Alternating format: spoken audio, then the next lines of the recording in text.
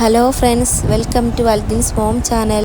ഇന്ന് ഇവിടെ തയ്യാറാക്കാൻ പോകുന്നത് സോയാ ചങ്ക്സ് കൊണ്ടുള്ള അതിനു വേണ്ടി കുറച്ച് സോയാ ചങ്ക്സ് ഞാനിവിടെ കഴുകി വെച്ചിട്ട് ഇതിലേക്ക് നല്ല തിളച്ച വെള്ളമൊഴിച്ച് ഒരു 10 മിനിറ്റ് കുതിരാൻ വെക്കണം. കുതിർന്ന് കഴിയുമ്പോൾ സോയ നല്ലോണം വീർത്ത് വരും. എന്നിട്ട് ഡ്രെയിൻ ചെയ്ത് എടുത്തു വെച്ചിരിക്കുകയാണ്. സോയ ഇങ്ങനെ ചെയ്തതിന് ശേഷമാണ് കറിക്ക് ആവശ്യമുള്ള മസാല തയ്യാറാക്കേണ്ടത്. മസാല തയ്യാറാക്കാനായിട്ട് പാൻ വെച്ച് കുറച്ച് എണ്ണ ഒഴിച്ചു കൊടുക്കുക. എണ്ണ ഒന്ന് ചൂടായതിന് ശേഷം സവോള ഇട്ട് കൊടുക്കുക.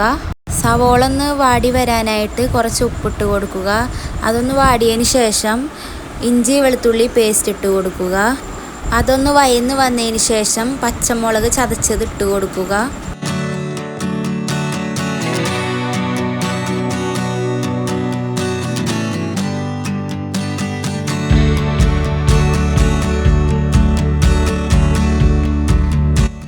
അതെല്ലാം കൂടെ ഒന്ന് വയന്ന് വന്നതിന് ശേഷം തക്കാളി അരിഞ്ഞത് ഇട്ട് കൊടുക്കുക.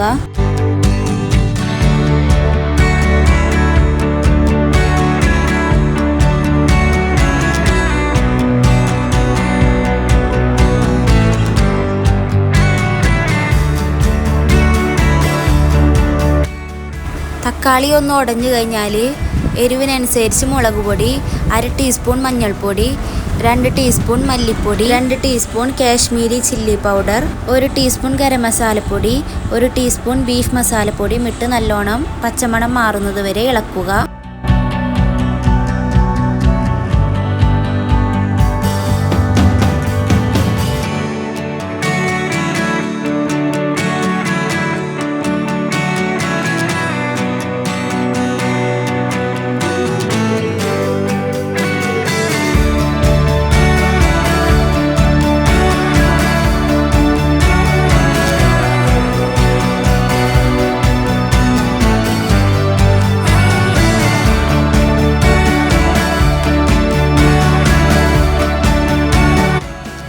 പച്ചമണം മാറുന്നത് വരെ ഇളക്കി കൊടുത്തതിന് ശേഷം സോയ ചങ്ക്സ് ഇട്ട് കൊടുക്കുക.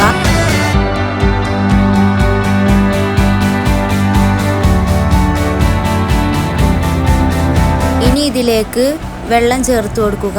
ചൂടുവെള്ളമാണ് ചേർക്കേണ്ടത്. കൂടുതൽ ഗ്രേവി വേണമെന്നുള്ളവർക്ക് അതിനനുസരിച്ച് വെള്ളം ഒഴിച്ചു കൊടുക്കാവുന്നതാണ്. കുറച്ച് ഉപ്പിട്ട് കൊടുത്തിട്ട് അടച്ചു വെച്ച് വേവിക്കാവുന്നതാണ്.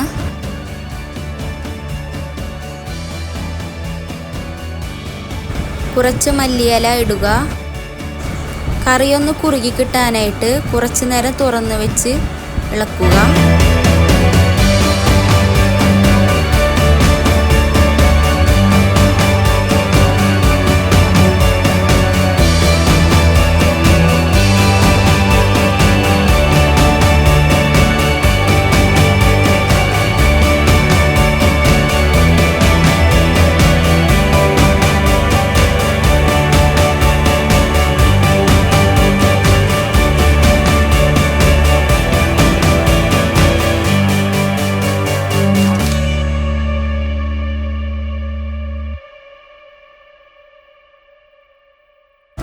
നല്ല ടേസ്റ്റി ആയിട്ടുള്ള കറി റെഡി. എല്ലാവരും ഒന്ന് ട്രൈ ചെയ്ത് നോക്കണേ. വീഡിയോ ഇഷ്ടമായ ലൈക്ക് ചെയ്യുക, ഷെയർ ചെയ്യുക, സബ്സ്ക്രൈബ് ചെയ്യുക.